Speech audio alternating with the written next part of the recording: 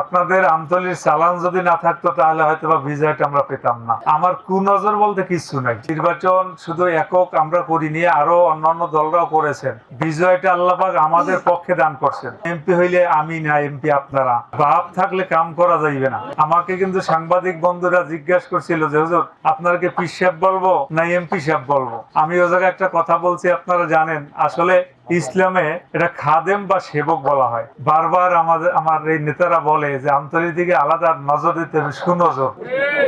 আমার কুনজর বলতে কিছু নাই, সুনজর ইনশাল্লাহ থাকবে কর্মীদের প্রতি, জনগণের প্রতি। তবে একটা কথা আমাদের মুখস্থ রাখা দরকার, যেহেতু আমরা নির্বাচন শুধু একক আমরা করিনি, আরো অন্যান্য দলরাও করেছেন। বিজয়টা আল্লাহ পাক আমাদের পক্ষে দান করছেন। এজন্য শুধু আমরা এমপি এমন না, শুধু আমরা যে আমাদের লোকদের দেখভাল করব ব্যাপারটা এমন নয়।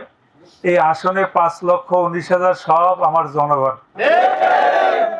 সবার দেখভালের দায়িত্ব আমার উপরে।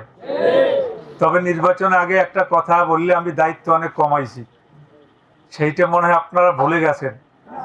কি ভুলে গেছেন? আমি বলছিলাম এমপি হইলে আমি না, এমপি আপনারা। সেই কথাটা আবারও আপনাদের স্মরণ করাই দিলাম। এখন জনগণের খেদমত যদি করতে হয়, আমি একা করবো না, আপনারাও করবেন। সবাই নিজেকে নিজে এমপি ভাব আনতে হইবে ভিতরে। কি কন?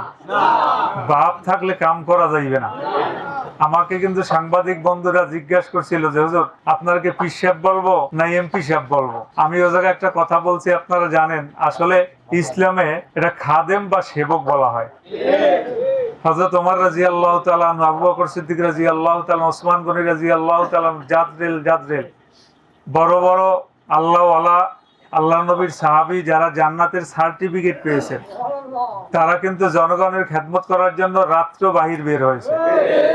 এজন্য এই ভূমিকাটা আমিও পালন করব, আপনারাও পালন করবেন ইনশাআল্লাহ।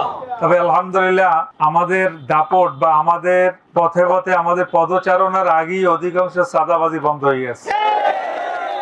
বরগুনাতে আমি মেইন সড়কে দাঁড়িয়ে অনেক যারা নাকি অটো চালায়, রিক্সা চালায়, এদেরকে আমি দাঁড় করে জিজ্ঞেস করছি কয় টাকা চাঁদা দেন দৈনিক?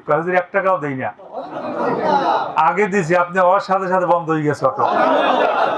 আজকে কিন্তু আমতলি কয়েকটা অটোর সাথে আমি কথা বলছি, তারাও কিন্তু বলছে চাঁদা বন্ধ হয়ে গেছে। তবে আমি মনে করি এই চাঁদাগুলো হইলে ক্ষুদ্র, বড় বড় সেক্টরে থাকতে পারে। এজন্য আমি একা নজর দিয়ে এগুলো কিচ্ছু করতে পারবো না। আপনাদেরও সর্বত্র সর্ব জায়গায় নজরটা দিতে হবে।